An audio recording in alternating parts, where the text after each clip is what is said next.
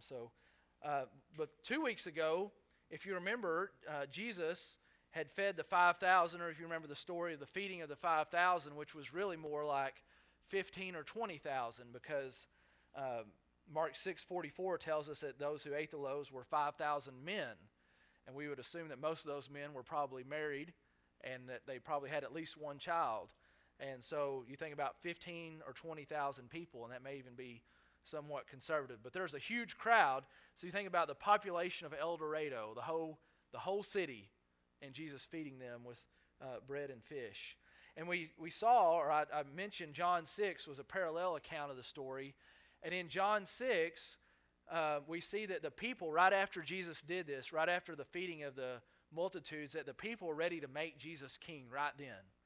They were on their way to the Passover, many of these people, and they thought that, they said, this should be King of the Jews. This is the Messiah. They were ready to make him king right then. But Jesus, he refused them because he knew that he was not coming to be a political king. He was coming to die. He knew that he still needed to go to the cross. And so that's where we pick up is today in Mark chapter 6, verse 45.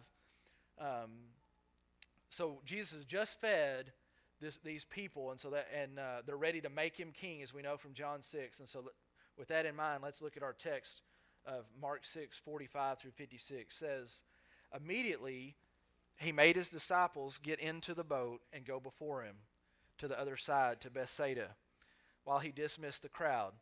And after he had taken leave of them, he went up on the mountain to pray. And when evening came, the boat was out on the sea, and he was alone on the land. And he saw that they were making headway painfully, for the wind was against them. And about the fourth watch of the night, he came to them walking on the sea. He meant to pass by them. But when they saw him walking on the sea, they thought it was a ghost, and cried out, for they all saw him and were terrified. But immediately he spoke to them and said, take heart, it is I. Do not be afraid. And he got into the boat with them, and the wind ceased. And they were utterly astounded, for they did not understand about the loaves, but their hearts were hardened. While they had crossed over, they came to land at Gennesaret, and moored to the shore. And when they got out of the boat, the people immediately recognized him and ran about the whole region and began to bring the sick people on their beds to wherever they heard he was. And wherever he came in villages, cities, or countryside, they laid the sick in the marketplaces and implored him that they might touch even the fringe of his garment. And as many as touched it were made well.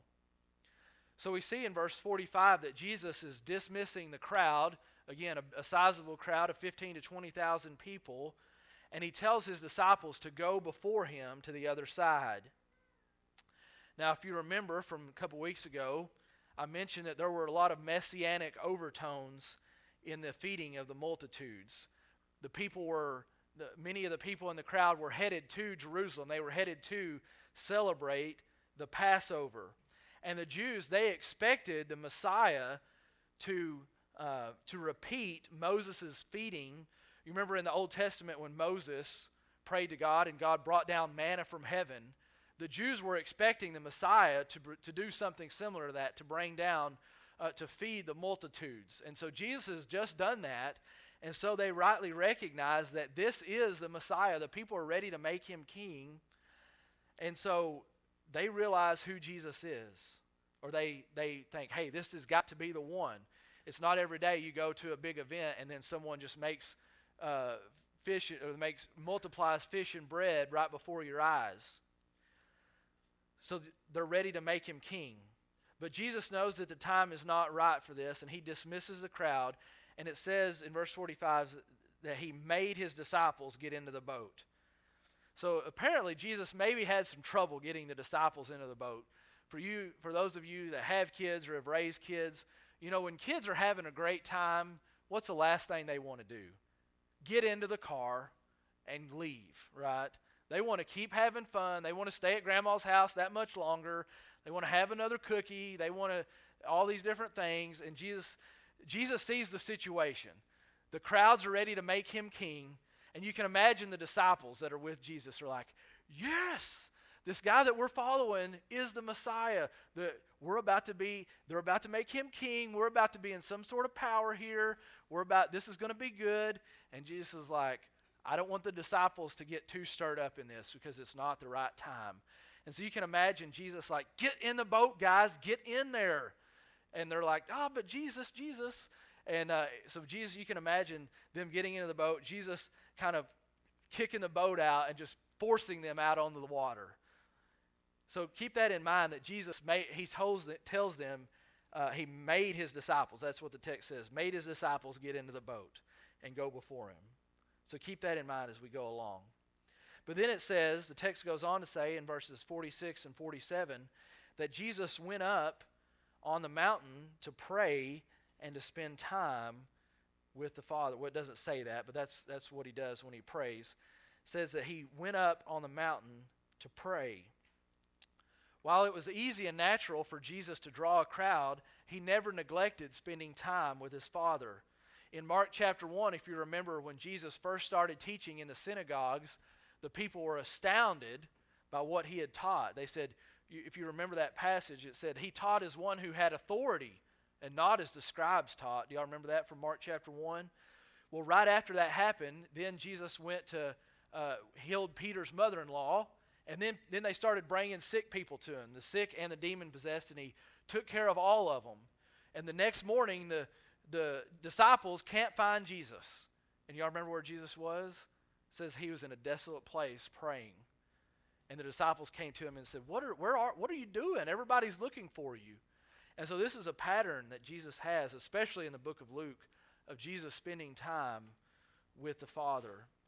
Jesus was always, even though he spent time with the crowds, he spent time with his Father as well. Jesus was not ready to accept the crowd's nomination as a political king, but rather he spent time with his Father. In the gospel, we see that Jesus spent time think about this. Jesus spent time in the world amongst the crowds. Jesus spent time in the synagogues with religious folks. Jesus spent time with the 12 disciples, helping them grow in spiritual maturity. Jesus spent time with the inner three of Peter, James, and John, his personal friends. And Jesus spent time with the Father and had fellowship with him. That's a good reminder for us of all those different kinds of relationships, that we need all of those, that we're to be out in the world spreading the gospel, that we're to, we wouldn't say the synagogue, that we're to be with the large group of our church, to be in a small group with 12 disciples, it doesn't have to be 12, and to have close personal friends that can encourage you. And that's one of the reasons that we're wanting to start this on Wednesday night, is kind of a small group that will hopefully even lead to closer friendships within the small group. And so that's what we want to do. We're just kind of taking that, we're trying to follow Jesus' example of what he was doing. Now, we're not going to be rowing through lakes and casting out demons probably, but we want to encourage you to come on Wednesday nights. Now remember, Jesus made his disciples get into the boat and into the water, and he has a purpose for that. Remember in Mark chapter 4, when the disciples and Jesus were out on the lake, out on the Sea of Galilee, and a storm arose, and there was this huge storm, and remember, Jesus is where? He's on the boat, and he's asleep. And the disciples are going crazy, water's coming over the boat, and the disciples finally wake Jesus up, and he stands up. Well, we don't know if he stands up. He says, "Peace, be still." And the storm just subsides. It says the sea just got calm. So Jesus, in that story, Jesus was in the boat. But here, Jesus is where? He's up on the mountain this time. The disciples are by themselves. So Jesus, this time, he's on the mountain, he's praying, and likely even praying for them. Because Jesus prayed at this time for hours, the text tells us, as we'll see. But Jesus was praying for hours, so he probably prayed for his disciples. He's wanting his disciples to live by faith. He's wanting them to learn that he's not always going to be with them. Even, of course, you would much rather have Jesus even asleep on the boat than to be by yourself on the boat. And so this time, Jesus is not there. Look at what happens in verse 48. It says, and Jesus saw that they were making headway painfully, for the wind was against them. And about the fourth watch of the night, he came to them walking on the sea. So it's not quite as bad of a storm as it was in Mark chapter 4, but it says that the wind was blowing and they're just not getting anywhere. They're rowing, but they're just not making any headway. Then the text says that Jesus came about the fourth watch of the night. Now, this text is reflecting the Roman method of dividing time. If you remember when we first started Mark is written to Roman Christians, was probably written in Rome from Peter's vantage point. And so here we see that Mark is giving us this Roman method of dividing the night into 4 watches. So the 4 watches were 6 to 9, 9 to midnight, midnight to 3, and 3 to 6. So the fourth watch of the night, 3 to 6 in the morning. So Jesus has been praying for hours. He has dismissed the crowd, and he has been praying for hours. And so the disciples, can you imagine how tired they are? They've been out on the Sea of Galilee, and the Sea of Galilee is only about 8 miles wide. So it's not a long way. And they haven't made it across in hours. So that tells you that the wind was blowing. They just weren't making it anywhere. So they're tired. They've been battling the elements all night. And think about how this scene illustrates the situation of God's people today. We're in the midst of a stormy world. We're rowing against the wind. We're tired and weary. And we're at times ready to sink. But think about where Jesus was at this time. He was on the mountain praying for his people. He was praying for his disciples. And he's in glory today interceding for us. In the stormy world, we keep bumping into things. We're in the midst of the coronavirus, and we see what's going on in our country and the news, and we see how the laws that get passed, how they're against Christian values, and we just see that we're, as Christians, this world is not smooth sailing. Just because you come to faith in Christ doesn't mean it's going to be smooth sailing from then on. We all know that you experience hurts and pain in this life. And so the disciples, that's what metaphorically they're really having physically a hard time. They cannot get across. But that's the hope that we have in Christ, is when the hour seems the darkest, that Jesus comes to us. When it was 3 to 6 in the morning, when it was the darkest time, Jesus comes out and he goes before them. Now, when Mark says that Jesus meant to pass by them, that's what it says at the very end of verse 48. It says he meant to pass by them. Now, I've already talked about that this morning, but when Mark, that phrase, when he says that Jesus meant to pass by them, it sounds a lot like the appearances of God in the Old Testament. I'm not going to read these because we just read them at the beginning of the service, but Exodus chapter 33, that we saw God telling Moses that he could look through the cleft of the rock, but that he couldn't even look at him because he would die. But he said, I will just pass by you, and you can just get a glimpse of my glory. Moses had said, show me your glory. And God said, you can't handle all of it, but I will pass by you. We see the same thing with Elijah in 1 Kings chapter 19. And then in Job, look at Job chapter 9, verse 8 on the screen. This is Job responding to who God is. And he says, God alone stretched out the heavens and trampled the waves of the sea. And then verse 11 says, behold, he passes by me, and I see him not. He moves on, but I do not perceive him. Job said that only God can trample the waves of the sea. And when the disciples had exhausted all of their own energy and they were in their deepest despair, Jesus showed up. And isn't that how he often comes to us? He does that so that when we are in our weakness, in times of weakness, that we see how strong he is and how much we need him.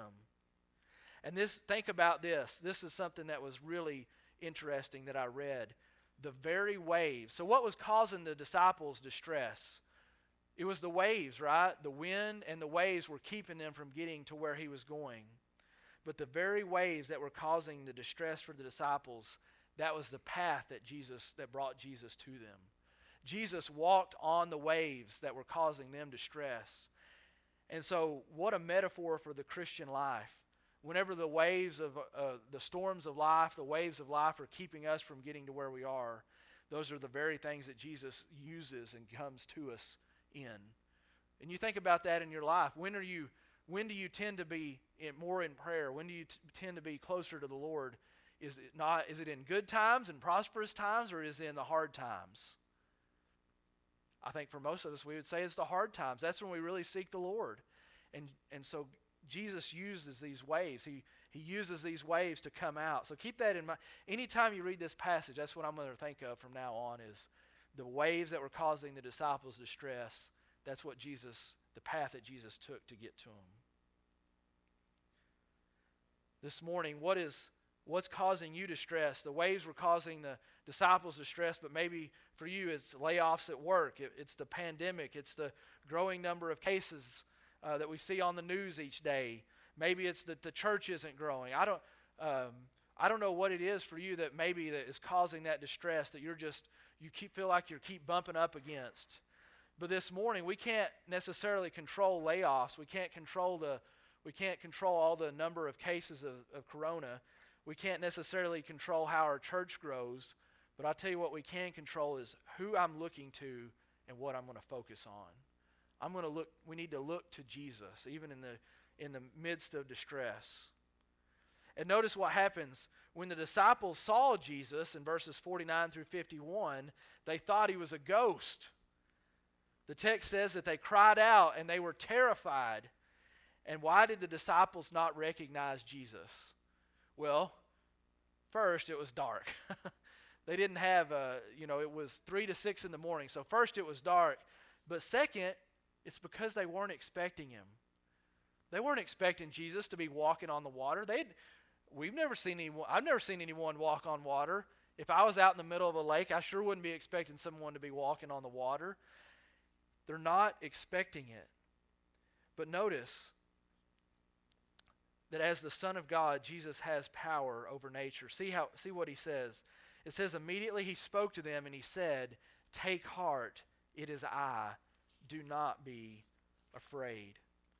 So if you remember from Exodus chapter 3, which we read at the beginning of the service, that God told Moses, "I am who I am." And he says, "Tell the people of Israel, I am has sent me to you."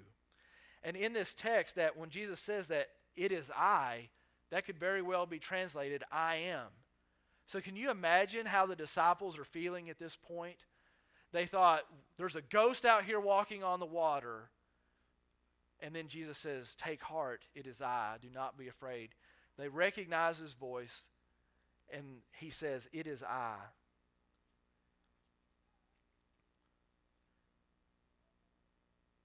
Jesus did what God alone could do when he walked on the water, and he used God's name to identify himself. This miracle is not just a visual stunt, but it's evidence that God himself had come to earth in the flesh. Can you imagine how the disciples felt? Their spines tingled, their knees buckled, and they are in awe of Jesus, who is God in human flesh. And no wonder the text tells us that they were utterly astounded, verse 51. This morning, how do you deal with fear? The disciples had seen Jesus feed the multitudes, but they had not taken the next step. They saw that Jesus could feed the multitudes, and they saw that Jesus cared for those people, but they didn't realize how much Jesus cared for them, and that Jesus was able to take care of them. Jesus could feed 20,000 people. He had previously calmed the sea. Could he not protect the disciples and get them to where they were needing to go this evening? And sometimes we're like that. We say, "Yes, God, I know you have taken care of me my whole life. I know you've provided for me. I know you've given me a good church. I know you've done all these things, but this situation is different. I know you led the Israelites through the wilderness. I know you split the Red Sea wide open. I know that Jesus raised Lazarus from the dead, but God, this is different. My situation is different." But Luke 1:37 says, "Nothing is impossible with God." See, the disciples, they had lost sight of Jesus, but Jesus had not lost sight of them. Are you fearful this morning? Are you worried about the pandemic? Are you worried about the economy? Are you worried about our church? Are you worried about your family? This morning I want to tell you, if you need to, quit watching the news. Just take a news break. Take a social media break. Instead, get out your Bible and spend time in the presence of Jesus, for the presence of Jesus is the antidote for fear. Verse 52 says this. It says, "For they did not understand about the loaves, for their hearts were hardened." So Mark is tying this episode of Jesus walking on the water, he's tying it to the feeding of the 5,000. And Jesus, even though Jesus had fed the multitudes, the disciples at that point still did not understand that Jesus was God in the flesh. Even though he had done this great miracle, they didn't understand. That's what Mark is saying. He said they did not understand about the loaves because their hearts were hardened. But after Jesus walked on the water, they understood clearly who Jesus was. In Matthew 14, which is a parallel account, Matthew says this. He says, "The disciples worshipped him, saying, 'Truly you are the Son of God.'" The disciples are like, "Okay, Jesus, you've convinced us.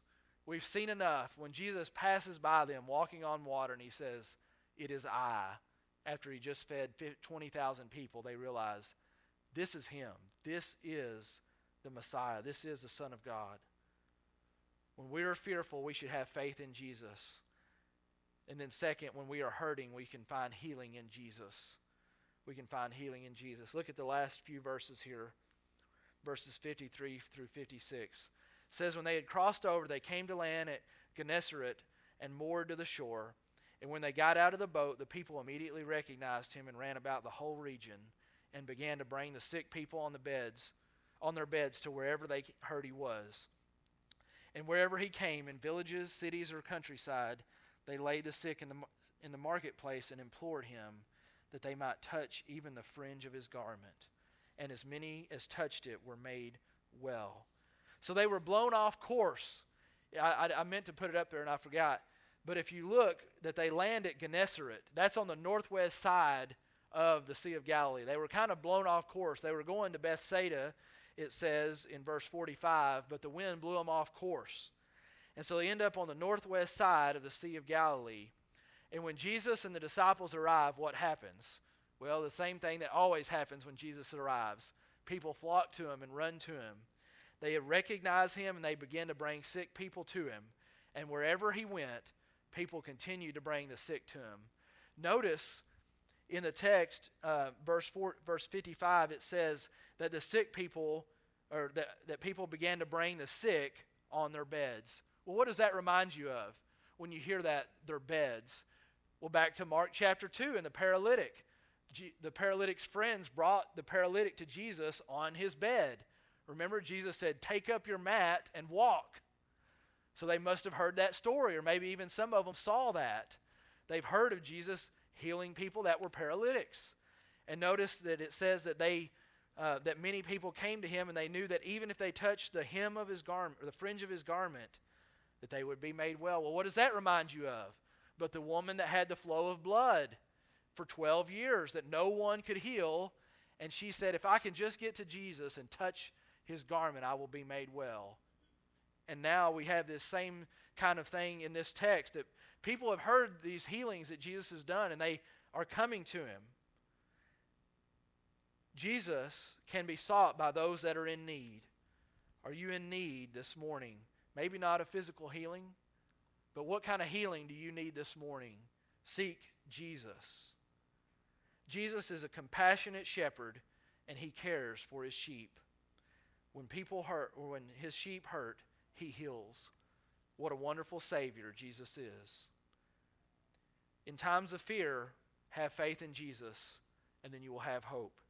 In times of pain, you can have hope and healing in Jesus. Just as Jesus walked through the stormy waters to rescue his disciples, he walked through the dark night that led to the cross in order to rescue us from our sin. If we will turn from our sin and place our faith in Jesus and his death, burial, and resurrection, then we never have to fear again.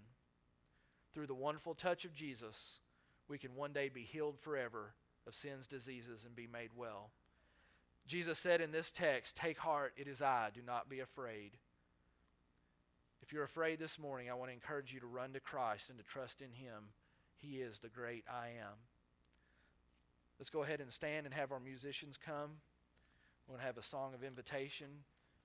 You can pray where you are, or you can come down